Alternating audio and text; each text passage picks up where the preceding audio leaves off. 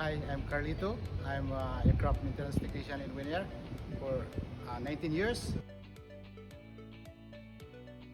We're going to do a corrosion inspection, yearly corrosion inspection, because St. Martin is a salty weather, and then we need to take care of the fuselage of the airplane to remove some corrosion every year. So for that's why this airplane is in the hangar.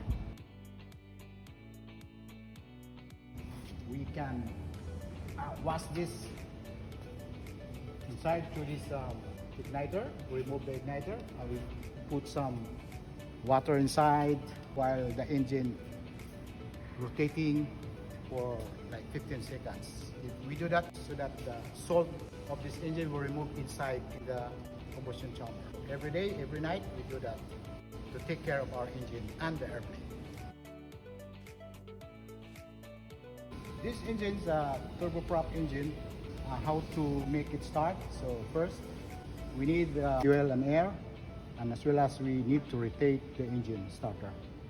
So as soon as you gain speed about 12 to 20% ng, we need to introduce the fuel in these fuel nozzles so that it will throw inside the combustion chamber.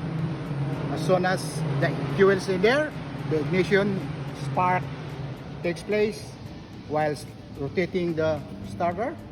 Then it will create more speeds and then it will develop power.